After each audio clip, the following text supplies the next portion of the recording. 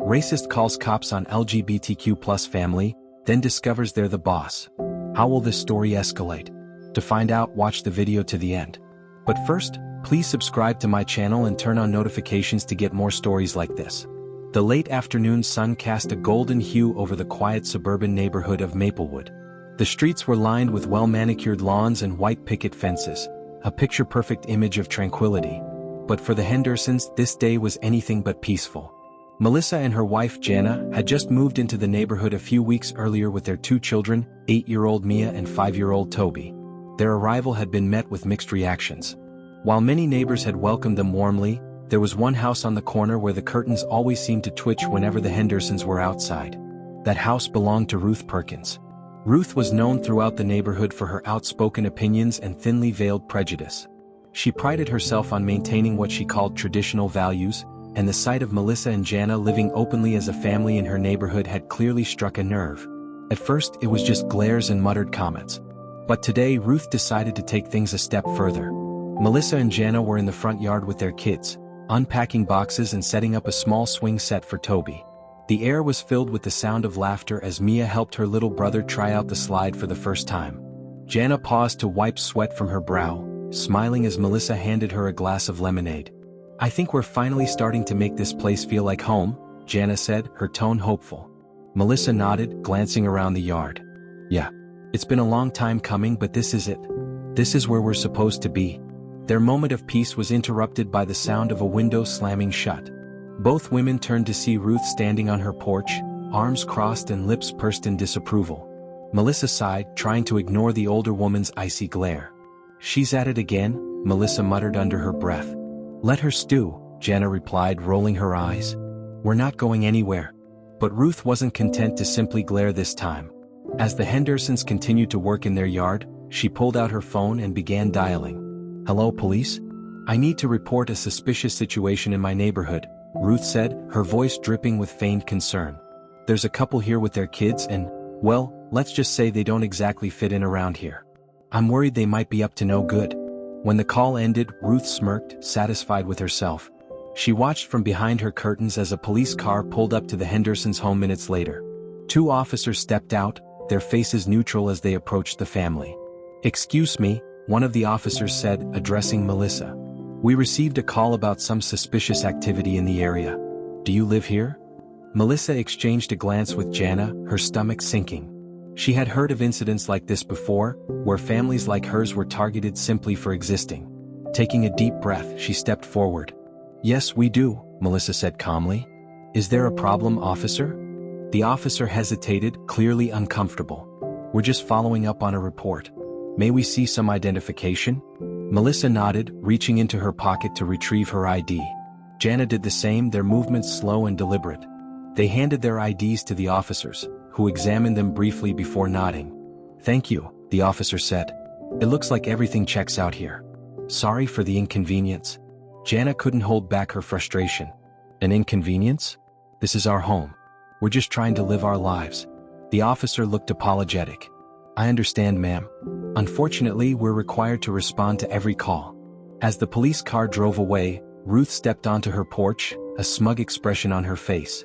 "Just trying to keep the neighborhood safe," she called out, her tone dripping with condescension. Melissa clenched her fists, but Jana placed a hand on her arm, shaking her head.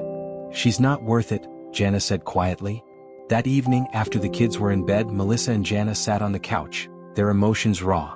"I'm so tired of this," Melissa said, her voice breaking. "We shouldn't have to prove we belong here." "We don't have to prove anything," Jana said firmly. "This is our home. And no amount of hate is going to change that." Unbeknownst to Ruth, the Hendersons weren't just any family. Melissa was the regional director of a major company, a position that carried significant authority. What Ruth didn't know was that Melissa was in fact her boss. The next morning, Ruth's day began as it always did, with coffee and a long list of complaints about the world. She glanced out the window, frowning as she saw Melissa and Jana walking their kids to school. "They think they can just waltz in here and change everything," she muttered to herself. Later that day, Ruth made her way to work. She was a mid-level employee at a local office, a job she had held for years. She walked into the building, her heels clicking against the tile floor, and headed to her desk. As she settled into her routine, a memo caught her eye. The regional director was visiting the office today, and all employees were required to attend a meeting in the main conference room. Ruth rolled her eyes. Another pointless meeting, she grumbled. When the time came, she made her way to the conference room, taking a seat near the back. The chatter in the room quieted as the door opened and the regional director walked in. Ruth's jaw dropped. Standing at the front of the room, exuding confidence and authority, was Melissa Henderson. "Good morning, everyone," Melissa began, her voice steady and professional. "Thank you for taking the time to join me today. I'm here to discuss some exciting new initiatives for our office and to hear your feedback." Ruth felt her face flush as she sank lower in her chair. She couldn't believe what she was seeing. The woman she had called the police on, the woman she had openly disrespected, was her boss. Melissa's eyes scanned the room, landing briefly on Ruth. For a moment, their gazes met, and Melissa's expression didn't falter. She continued with her presentation, addressing the team with poise and clarity. As the meeting ended, Ruth tried to slip out unnoticed, but Melissa approached her before she could leave. "Miss Perkins," Melissa said, her tone polite but firm. "Could I have a word with you?" Ruth nodded nervously, following Melissa into her office. The door closed behind them and Melissa gestured for Ruth to sit. "I recognize you from the neighborhood," Melissa began, her tone measured. "I believe we had an interaction yesterday." Ruth fidgeted in her seat, struggling to find her words. Well, I didn't realize that I'm your boss?" Melissa finished, raising an eyebrow. "Or that I'm just as deserving of respect as anyone else, regardless of where I live or who my family is?" Ruth's face turned crimson. "I didn't mean any harm," she stammered. "I was just concerned about the neighborhood." Melissa leaned forward, her gaze unwavering. "Concerned about what, exactly? My family? My wife? My children? Because if that's the case, Miss Perkins, you need to rethink what kind of neighbor and employee you want to be." Ruth sat frozen in her chair, her hands clasped tightly in her lap as Melissa's words hung in the air. The weight of her actions was suddenly all too real. She had crossed a line and there was no undoing it. I didn't mean to cause trouble," Ruth stammered, her voice trembling. "I was just looking out for the neighborhood." Melissa's gaze didn't waver. "Looking out for the neighborhood," she repeated, her tone measured. "By calling the police on a family unpacking boxes in their front yard? A family that has done nothing to harm you or anyone else?" Ruth opened her mouth to respond, but no words came. She knew there was no justifying what she had done. Her prejudice, thinly veiled as concern, had led her to humiliate not only herself but the very person who now held her professional future in their hands. Melissa leaned back in her chair, taking a deep breath before continuing. "Ruth, I'm not here to humiliate you or make you feel small. But I need you to understand something. My family moved into that neighborhood because we wanted a safe, welcoming place to raise our children. We wanted what everyone wants, a home. Instead, we've been met with hostility and judgment." Ruth nodded slowly, her eyes cast downward. I understand," she said quietly. "I was wrong." Melissa studied her for a moment, her expression softening slightly. "Acknowledging that is a start," she said. "But words mean nothing without action. If you truly want to make amends, start by reflecting on your behavior and how it affects those around you." Ruth swallowed hard, nodding again. "I will," she promised. Melissa stood, signaling the end of their conversation. "Good. Now I suggest you get back to work." Ruth stood as well, murmuring a quick thank you before hurrying out of the office. As she walked back to her desk, her mind raced. She had always prided herself on being a good employee, a good neighbor, and a good person. But now, faced with the reality of her actions, she realized she had fallen short. The question was, what would she do about it? The days that followed were a whirlwind for both Ruth and Melissa. At the office, Ruth threw herself into her work, determined to prove that she could be professional and dependable. But outside of work, she struggled to reconcile her feelings. Seeing Melissa in a position of authority had forced her to confront her biases in a way she never had before. She began to notice things she had previously ignored, like the warmth and laughter that emanated from the Hendersons' home, or the way Melissa and Jana always greeted their neighbors with genuine kindness, even when it wasn't reciprocated. One evening, as Ruth sat in her living room, she heard the distant sound of children laughing. She walked to her window and peeked out, her gaze falling on the Hendersons' front yard. Mia and Toby were chasing each other around the lawn, their giggles infectious. Melissa and Jana stood nearby, watching with smiles on their faces. For the first time, Ruth didn't feel annoyance or discomfort. Instead, she felt something else. something unfamiliar. Guilt. She realized she had allowed her own fears and prejudices to cloud her judgment. The Hendersons weren't a threat to the neighborhood, they were an asset. They were a family just like any other, and they deserved to be treated as such. The next day, Ruth decided to take a step toward making things right. It wasn't easy, and her nerves were evident as she approached the Hendersons' house. She hesitated at the edge of the yard, her heart pounding as she rehearsed what she wanted to say. Melissa noticed her first. She exchanged a glance with Jana before stepping forward, her expression cautious. "Miss Perkins," she said, her tone neutral. "What can I do for you?" Ruth cleared her throat, her hands trembling slightly. I wanted to apologize," she said, her voice wavering. "For everything. For the way I treated you and your family. I was wrong and I'm sorry." Melissa studied her for a moment, her expression unreadable. Then, to Ruth's surprise, she nodded. "Thank you for saying that," she said. "It takes courage to admit when you're wrong." Jana stepped forward, her tone slightly more guarded. "Words are a good start, but actions matter more." "I know," Ruth said quickly. "I want to do better. I want to be a better neighbor." There was a pause as Melissa and Jana exchanged another glance. Finally, Melissa spoke. "We believe in giving people second chances," she said. "If you're willing to make an effort, we're willing to move forward." Relief washed over Ruth and she nodded fervently. "I will," she promised. "Thank you." True to her word, Ruth began making an effort to change. She started small, smiling and waving at the Hendersons whenever she saw them, offering compliments on their garden, even bringing over homemade cookies for Mia and Toby. At first, Melissa and Jana were cautious, unsure if her change of heart was genuine. But over time, Ruth's actions spoke louder than her words. She began to see the Hendersons not as different but as people, kind, hardworking, and loving. She admired the way Melissa and Jana supported each other, the way they poured their hearts into raising their children. Ruth found herself laughing along with Mia's stories and marveling at Toby's endless energy. Slowly but surely, the wall she had built around her heart began to crumble. One day, as she stood in her driveway, Ruth saw Melissa struggling to carry a large box from her car. Without hesitation, she rushed over to help. "Here, let me get that for you," Ruth said, taking the box from Melissa's hands. Melissa looked at her in surprise but smiled. "Thank you, Ruth." Ruth smiled back, a genuine warmth in her expression. "It's the least I can do." From that day on, a true friendship began to form. Ruth became a regular presence at the Hendersons' home, joining them for barbecues, helping with yard work, and even babysitting Mia and Toby when Melissa and Jana had to work late. The neighborhood, once divided, began to follow Ruth's lead, and soon, the Hendersons were no longer seen as outsiders but as valued members of the community. Months later, during a neighborhood block party, Ruth stood beside Melissa and Jana, laughing as Mia and Toby played with the other kids. "You know," Ruth said, her voice tinged with emotion, "you've taught me so much. Not just about being a better neighbor but about being a better person."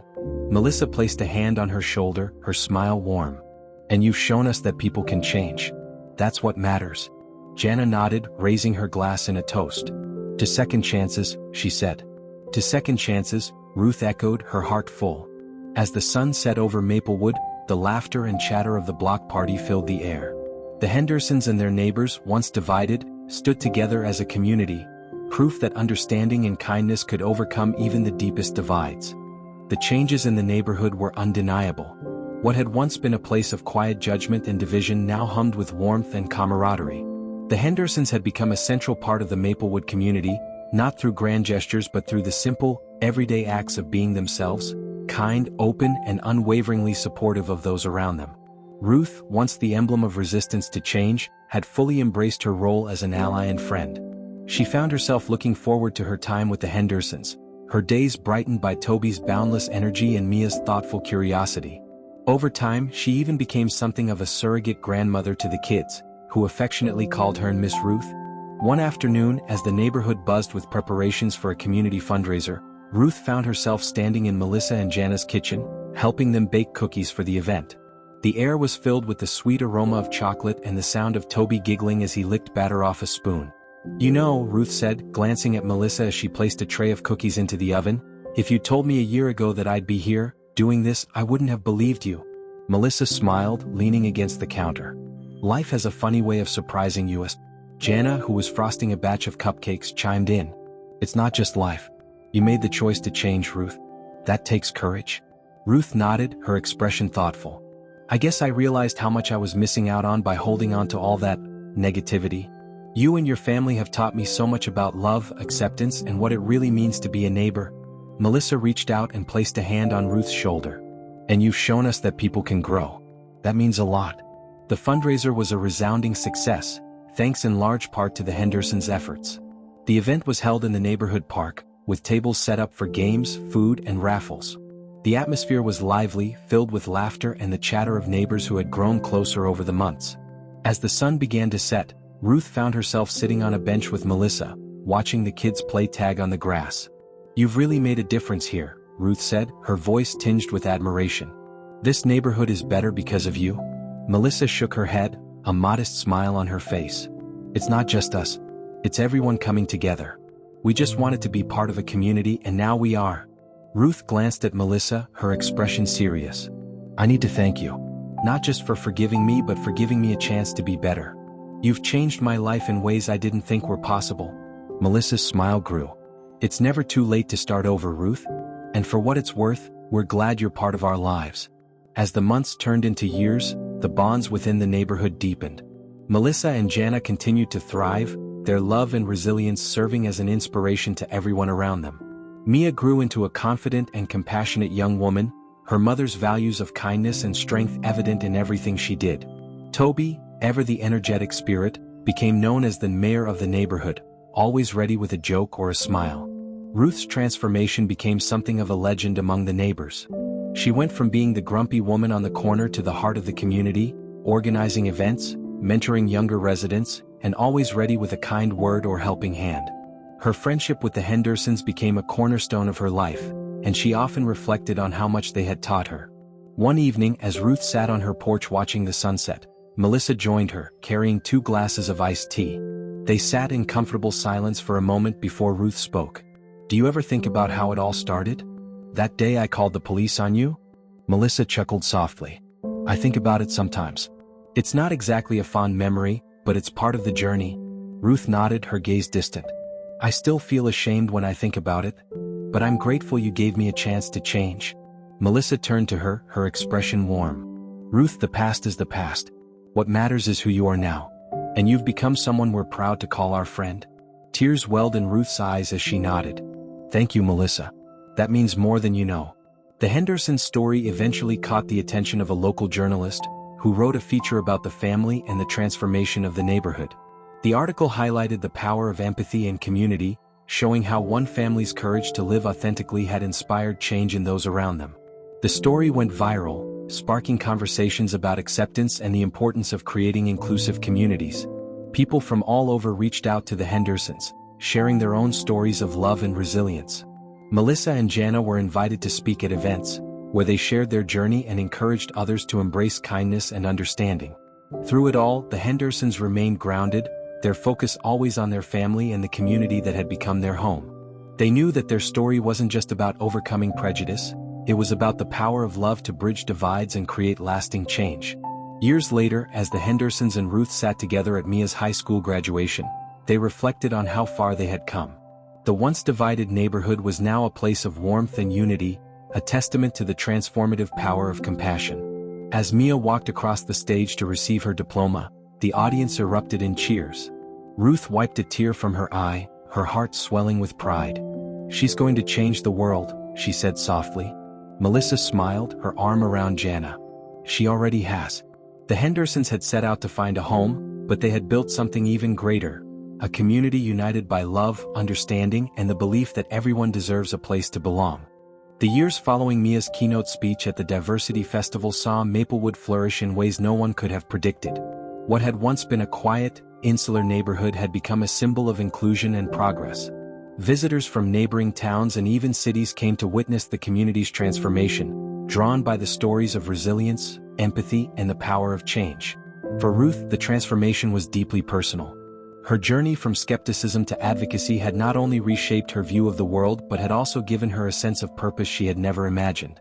She became a local legend, her workshops on community building and allyship drawing attendees from far and wide. But despite the accolades and recognition, Ruth's greatest pride remained her bond with the Hendersons. One crisp autumn morning, Ruth sat in her living room, sipping tea as she prepared for her day. Her calendar was packed: a morning meeting with a group of educators, an afternoon spent mentoring a young activist, and an evening dinner with the Hendersons. She glanced at a photo on her mantle, one of her favorite memories. It was a candid shot from the Diversity Festival, showing her laughing with Melissa, Jana, Mia, and Toby. The warmth in their expressions was palpable, a testament to the love that had grown between them. Her reverie was interrupted by a knock at the door. When she opened it, she found Toby standing there, a wide grin on his face. Now 17, he had grown into a tall, confident young man with an easy charm that reminded Ruth of his parents. "Morning, Miss Ruth," Toby said, holding up a basket filled with muffins. "Mom thought you might want some breakfast." Ruth chuckled, stepping aside to let him in. "Your mom knows me too well. Come on in, kiddo." As Toby settled at the kitchen table, Ruth placed the basket on the counter and began making coffee. "What's the occasion?" she asked, glancing at him over her shoulder. "Just wanted to check in," Toby replied, his tone casual. "You've been so busy lately and we haven't had a chance to hang out." Ruth smiled, her heart warming at his thoughtfulness. "You're a good kid, Toby. You know that." Toby shrugged, a hint of bashfulness in his expression. "I learned from the best." They spent the morning chatting and catching up, their conversation spanning everything from Toby's plans for college to Ruth's latest workshop. As they talked, Ruth couldn't help but marvel at how much Toby had grown. He was thoughtful, kind, and driven, a reflection of the values his family had instilled in him. That evening, Ruth joined the Hendersons for dinner at their home. The table was laden with food, the aroma of roasted vegetables and baked bread filling the air. As they ate, the conversation turned to the upcoming Diversity Festival, which had become an annual highlight for the community. "This year's festival is going to be bigger than ever," Melissa said, her excitement evident. "We've got new vendors, more performers, and a panel discussion on community building." Jana nodded, her expression thoughtful. "We were thinking you could be part of the panel, Ruth. Your story is such an important part of what makes this neighborhood special." Ruth blinked, surprised. "Me? On a panel? Why not?" Mia chimed in, her voice encouraging. "You've been such a huge part of this community's journey. People need to hear your perspective." Toby grinned. "Yeah, Miss Ruth. You're basically a celebrity around here." Ruth laughed, shaking her head. "I'm not sure about that, but if you think it'll help, I'm in." The weeks leading up to the festival were a whirlwind of preparation. Ruth worked closely with Melissa and Jana, attending planning meetings, coordinating volunteers, and finalizing the panel discussion. Despite the hectic schedule, she found herself energized by the work, her passion for the community driving her forward. The day of the festival dawned bright and clear, the park bustling with activity as vendors set up their booths and performers rehearsed on stage. Ruth arrived early, greeted by a chorus of hellos from neighbors and friends. As she walked through the park, she marveled at how far they had come. The event was a testament to what could be achieved when people came together with open hearts and minds. When it was time for the panel discussion, Ruth took her place on stage alongside Melissa and other community leaders. The crowd was large, their faces attentive as the panelists shared their stories and insights. When it was Ruth's turn to speak, she took a deep breath, her hands steady as she gripped the microphone. "I wasn't always the person you see today," she began, her voice clear and unwavering. "When the Hendersons moved into our neighborhood, I was resistant. I let my fears and prejudices cloud my judgment, and I hurt people who didn't deserve it. But they didn't give up on me. They showed me what it means to be part of a community, to listen, to learn, and to grow." She paused, her gaze sweeping over the crowd. "Change isn't easy. It takes humility, courage, and a willingness to face the parts of ourselves we'd rather ignore. But it's worth it. Because when we choose love over fear, we create something beautiful. We create family." The audience erupted into applause, their cheers echoing through the park. Ruth glanced at Melissa, who nodded at her with a smile that spoke volumes. She had come full circle, and she owed it all to the family who had opened her eyes and her heart. That evening, as the festival wound down and the park began to empty, Ruth sat on a bench, watching the last rays of sunlight dip below the horizon. Melissa and Jana joined her, their expressions filled with contentment. "You were amazing today, Ruth," Melissa said, her voice warm. "I hope you know how much you mean to this community." Ruth smiled, her eyes misting. "I just hope I've done right by you. You've given me so much, and I'll never stop being grateful." Jana placed a hand on Ruth's shoulder. "You've done more than right by us. You've become family." As the stars began to appear in the night sky, Ruth felt a profound sense of peace. The journey she had embarked on with the Hendersons had changed her life in ways she never could have imagined. And though the work of building bridges and fostering understanding was never done, she knew she would face whatever came next with love and determination. Maplewood had become more than just a neighborhood. It was a symbol of what was possible when people chose to see each other as human beings, worthy of respect and kindness. And for Ruth, it was home. The festival had been a resounding success, leaving the community with a renewed sense of unity and purpose. Ruth, exhausted but exhilarated, spent the following days reflecting on everything she had shared and heard during the panel discussion. The feedback she received from attendees was overwhelmingly positive, with many expressing how her honesty and vulnerability had inspired them. But while Ruth was grateful for the accolades, she was even more moved by the quiet moments that followed. Neighbors stopping by her home to thank her, young parents asking her advice on raising compassionate children, and even strangers sending heartfelt letters about how her story had resonated with them. She realized that her transformation had become more than just her own journey. It was now a spark for others to embark on their own paths toward understanding and change. One evening, Ruth sat on her porch with Mia, who was visiting from college during a semester break.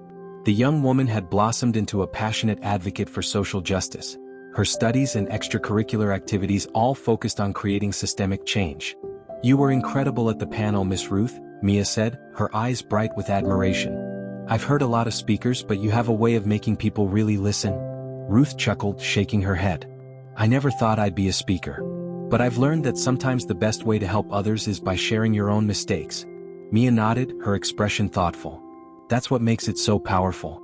You're not just talking about change, you're living it." As they continued to talk, Mia shared her plans for a new project at her college, a mentorship program pairing students with community leaders to tackle local issues. "I was hoping you'd be one of the mentors," Mia said, her tone hopeful. "I think the students could learn so much from you." Ruth felt a swell of pride and humility. "If you think I can help, I'd be honored." The mentorship program quickly became one of Ruth's most fulfilling endeavors. Every week, she met with a group of college students, sharing her experiences and guiding them as they worked on projects ranging from community outreach to policy advocacy. The students were eager, idealistic, and full of energy, a sharp contrast to the doubts and fears Ruth had wrestled with in her past. One student in particular, a young man named Aaron, reminded Ruth of her younger self. He was hesitant to speak up, unsure of his place in the world, and often deferred to others in the group. Ruth took him under her wing, encouraging him to find his voice. During one session, Aaron confided in Ruth about his struggles with self-doubt. "I don't know if I'm cut out for this," he admitted. "What if I say the wrong thing or make a mistake?" Ruth smiled, placing a reassuring hand on his shoulder. "Aaron, I've made more mistakes than I can count. But the important thing is what you do after. Mistakes aren't the end, they're the beginning of growth." Her words seemed to resonate with him, and over time, Aaron grew more confident, becoming one of the program's most passionate and effective leaders. Watching his transformation reminded Ruth of her own journey and reinforced her belief in the power of second chances. Meanwhile, back in Maplewood, Toby was preparing for a major milestone, high school graduation. The entire neighborhood rallied around him, eager to celebrate the young man who had become a symbol of the community's future.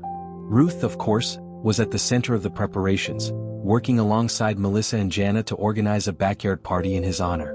On the day of the party, the Hendersons' yard was filled with friends, family, and neighbors, all gathered to celebrate Toby's achievements. The air was alive with laughter and music, the tables laden with food and decorations.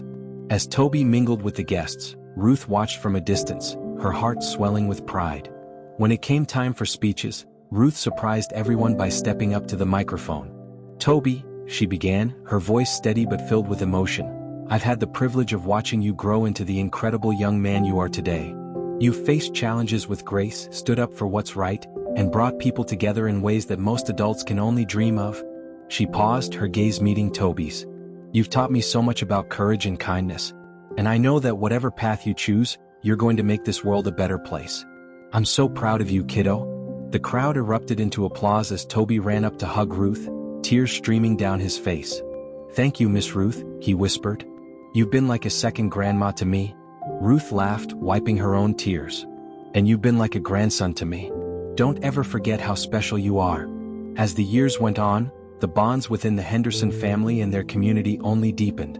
Ruth continued her mentorship work, expanding her reach to include neighboring towns and cities.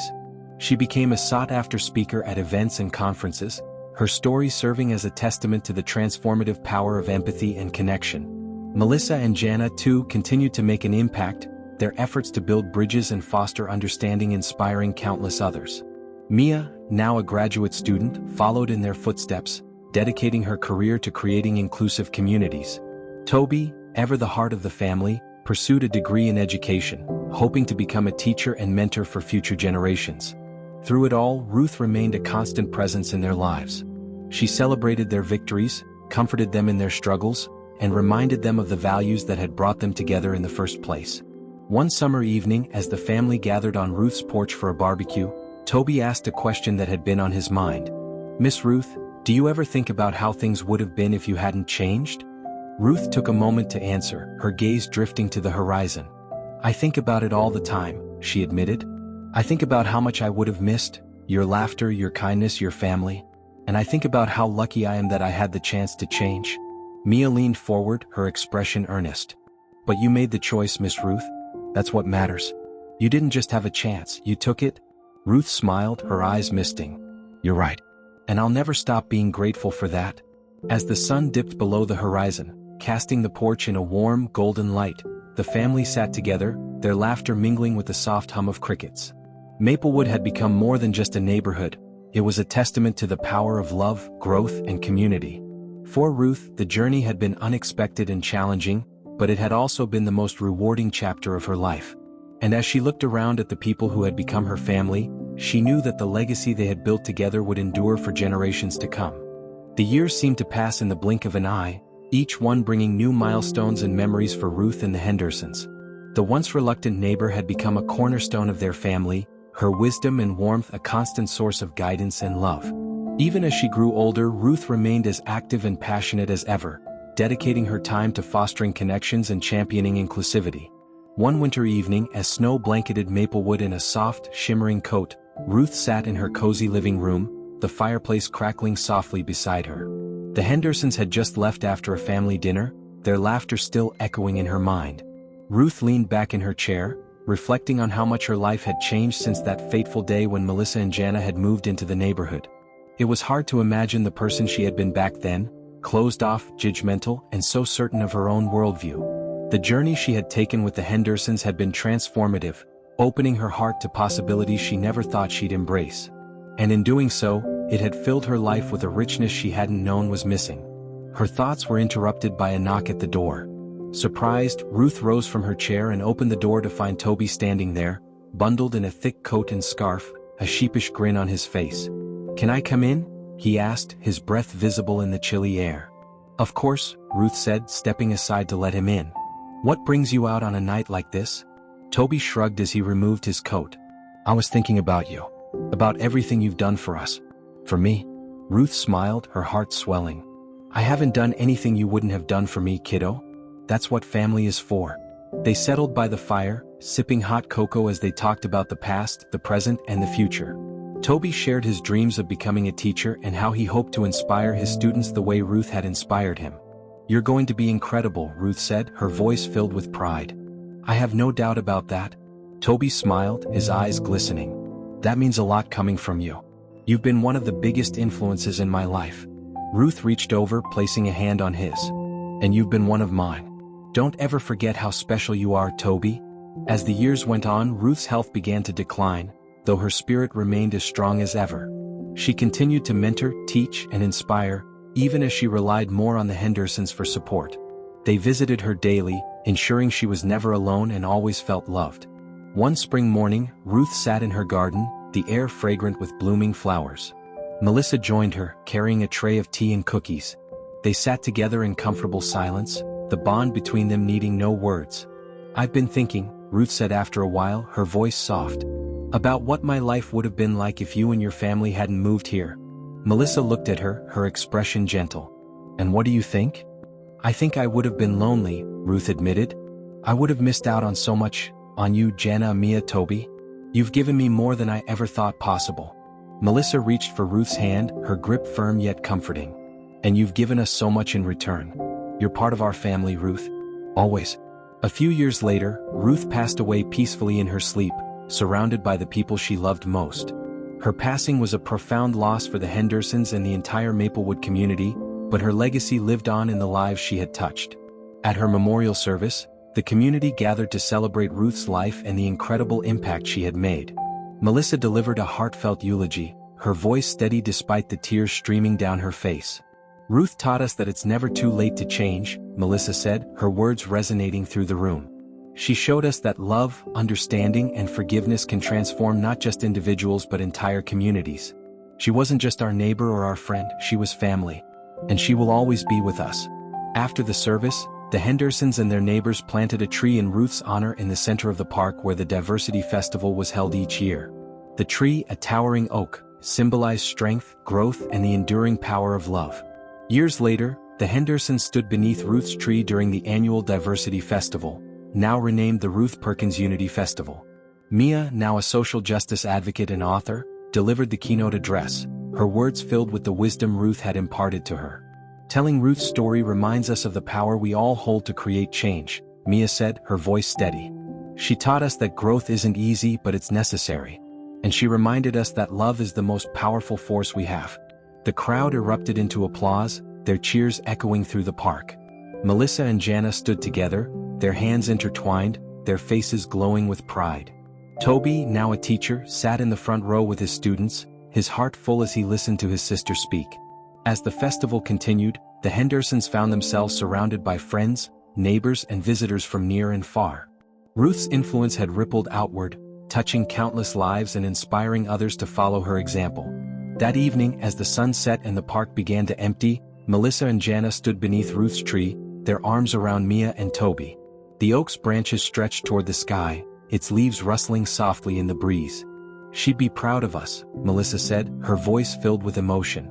Jana nodded, her gaze fixed on the tree. "She is proud. And she's with us. Always."